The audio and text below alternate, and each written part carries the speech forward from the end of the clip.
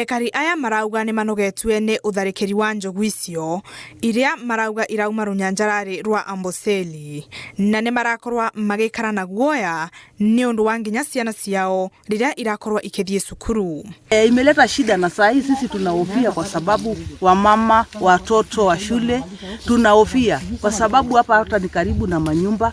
Kwa hivyo na shule iko hapa tu karibu, kwa hivyo tunaogopa. Mateta mao kwe ruvonge rwa kuramata nyamu cia kithaka KWS makoretwe makiringe thiga ni undu gutire makinya o monthe ruvonge ruru rwosete. Jamani, sisi tutalipwa na nani haki? Riu marenda thirikari ingerere ovoro uyu na gutigirira njogu ino itirakorwa igioka kumagithia thayu.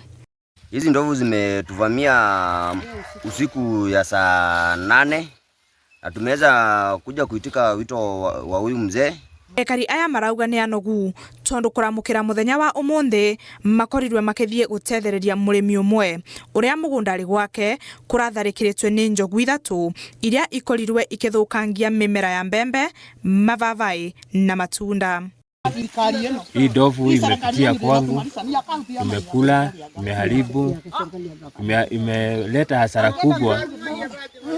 kubwa sana. Imekula paipai, imekula madizi, imekula mahindi na zilikuwa mingi hata singeweza kutoka. Wanakijiji ndio wamenisaidia, nimetoka kwa nyumba alafu tukiwa wengi ikatoroka. Riu ekari aya Abasil marenda thirikari ingerere ndeto eno na gutigira ati thayu uria marai naguo mbere yo ni wakorwa ugicokoroka. Kwa hivyo tunataka tuwe na usaidizi kutoka kwa serikali. Inatusumbua sana. Na pia ilipe huyu mzee kulingana na venye na bidii yake iweze kumulipa.